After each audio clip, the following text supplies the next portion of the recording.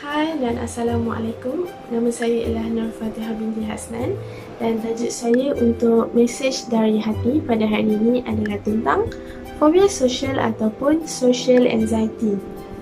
So sekarang ni saya nak beritahu apa itu social anxiety ataupun fobia sosial, okey? Jadinya, fobia sosial ni ialah perasaan yang sangat takut untuk berinteraksi ataupun berada dalam situasi bersosial. Itu memerlukan kita bercakap dengan orang ataupun berjumpa dengan orang lain. Okay? Mereka yang ada social anxiety ni berasa sangat takut untuk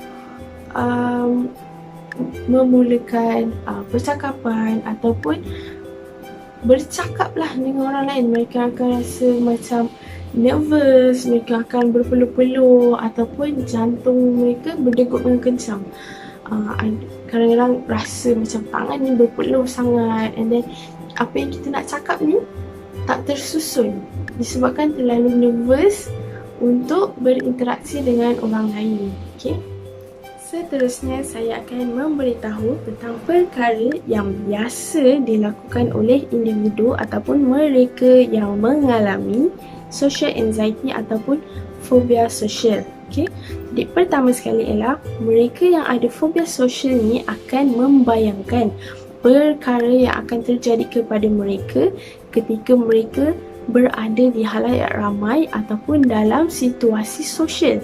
Perkara yang mereka bayangkan itu adalah perkara yang akan ataupun kemungkinan akan memalukan mereka di hadapan orang lain dan menyebabkan orang lain menilai mereka. Okey.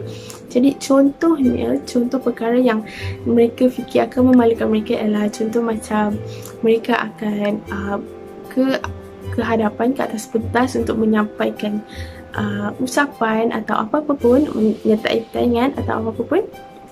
Kau akan bayangkan nanti mereka naik atas pentas tu, mereka tergolek ke ataupun apa yang mereka cakap tu orang tak boleh terima dan akan mengejek dia ataupun perlakuan mereka di atas pentas itu akan sendiri memalukan mereka tanpa sebab. Jadinya perkara ni menakutkan mereka yang ada social anxiety, iaitu memalukan diri mereka, menyebabkan orang lain akan judge diorang.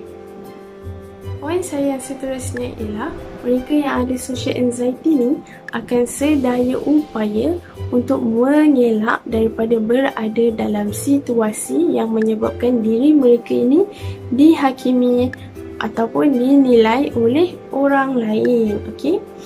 Seperti saya bagi tahu untuk poin sebelum ni, mereka ni sering membayangkan perkara yang memalukan diri mereka. Untuk poin yang keduanya ialah mereka akan rasa sangat takut untuk dihakimi oleh orang lain. Mereka akan rasa macam, oh, orang akan fikir aku ni bodoh kalau aku buat macam ni. Akan rasa diri mereka tu serba tak kena. Akan rasa macam, oh, aku ni macam ni, aku ni macam ni. Okey, mereka akan mengkritik diri mereka sendiri sebelum orang lain mengkritik mereka. Oleh itu, mereka yang ada social anxiety ni akan mengelak daripada berada dalam situasi ini kerana mereka tak suka diri mereka ditonton dan dihakimi oleh orang lain. Okey? Dan disebabkan oleh ketakutan mereka yang melampau terhadap interaksi sosial, menyebabkan mereka yang ada social anxiety ni jarang berada di dalam situasi ataupun majlis sosial. Seterusnya, mereka yang ada social anxiety ni hanya akan berasa selesa dengan orang-orang yang tertentu sahaja. Contohnya seperti ibu bapa, adik-beradik dan rakan-rakan rapat yang memang dah kenal lama, memang dah tahu perangai mereka yang ada social anxiety ni begini. Jadinya disebabkan itu, mereka yang ada social anxiety ni sering ataupun selalulah bawa orang yang diorang rasa selesa bersama ni ke mana-mana diorang pergi. Contoh yang memerlukan interaksi sosial lah. Contohnya macam pergi kedai runcit ke, ataupun pergi restoran, ataupun aktiviti yang memerlukan mereka berinteraksi dengan orang lah. Jadinya jika mereka bawa orang yang mereka selesa ni, ketakutan mereka terhadap interaksi sosial ni akan berkurang. Mereka akan rasa macam, oh selamat sikit lah, sebab ada orang yang diorang kenal dan tahu diorang ni macam mana, dan mungkin boleh menenangkan diorang. Dan ketika macam diorang nervous tu kan, macam panik, nak macam tu, mereka akan rasa macam, oh tenang sikit lah, sebab ada orang yang diorang kenal. Seterusnya, mereka yang ada social anxiety ni mempunyai ataupun mengalami ketakutan sosial yang tertentu. Okey, tak semua orang merasai ketakutan yang sama. Okey, ada sesetengah orang takut untuk melakukan ucapan awam, untuk berada di hadapan khalayak ramai. Ada yang mereka yang takut dan sangat nervous untuk melakukan perkara itu. Ada yang okey, yang masih boleh tenang dalam keadaan begitu. Tapi ada orang yang takut menulis di hadapan orang lain. Contohnya lah macam dalam peperiksaan besar macam PT3 ke SPM ke. Contoh bila pengawas peperiksaan tu datang satu meja untuk tengok kan, and then orang yang mereka ada social anxiety ni, bila pengawas peperiksaan tu datang pada mereka, mereka akan terus rasa macam blank. Apa yang mereka nak tulis tu terus dah tak terfikir, dah tak terkeluar, and then diorang macam diam je macam tu, tak tahu apa nak buat, tak tahu apa nak tulis. Itu kedua. Yang ketiga, ada orang takut untuk makan di kawasan awam. Contohnya macam kedai makan kan. Mereka yang ada social anxiety ni takut untuk makan di kedai makan. For no reason, mereka akan rasa macam takutlah nak makan seorang kan. Diorang akan rasa macam orang lain pandang diorang, orang lain akan judge diorang, cara diorang makan ke, apa yang diorang makan ke, banyak ke, sikit ke. Mereka akan overthinking pasal benda tu. Malah ramai juga ada di antara mereka yang ada social anxiety ni takut untuk membuat panggilan telefon ataupun menjawab panggilan telefon. Okay, mereka akan overthinking pasal everything. Contoh untuk membuat panggilan telefon kan, diorang akan macam nak cakap apa, betul ke apa aku cakap ni, macam mana nak susun ayat tu cakap dengan orang ni, nak panggil apa, nak betul ke apa yang informasi yang aku nak sampaikan ni pada orang tu faham ke tak, dan betul ke cara aku cakap ni. And then that's apa yang membuatkan mereka risau. So kadang-kadang mereka yang ada social anxiety ni mempunyai ketakutan sosial yang berbeza. Okay? Semua orang tak sama. Poin seterusnya ialah mereka yang mengalami masalah fobia sosial ni akan sering mengkritik diri mereka iaitu mengkritik kemahiran sosial diri mereka sendiri dengan kasar. Sebagai contoh, selepas mereka pulang ataupun balik daripada aktiviti bersosial tadi, mereka akan balik dan menghabiskan masa diorang untuk mengkritik diri sendiri. Contoh kritik yang mereka akan lakukan ialah mereka akan rasa, kenapalah aku buat macam ni, kenapalah aku cakap macam tu, kenapalah ekspresi muka aku macam ni, kenapalah aku ni awkward sangat.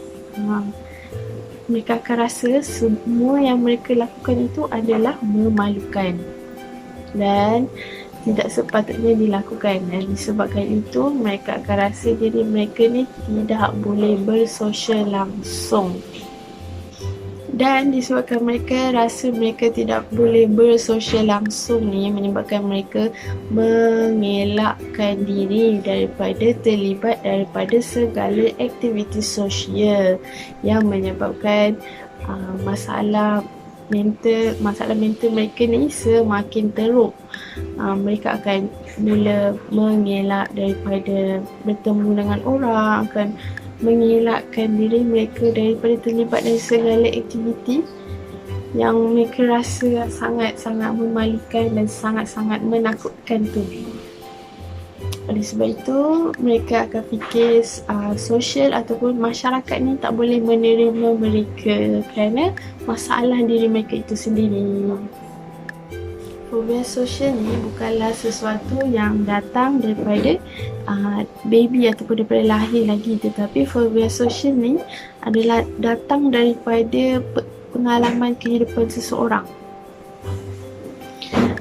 Kemungkinan mereka yang mengalami masalah fobia sosial ni pernah dibuli ketika kecil ataupun mereka pernah mengalami penolakan sosial yang menyebabkan mereka trauma sehingga sekarang untuk berkomunikasi ataupun berinteraksi dengan masyarakat lain.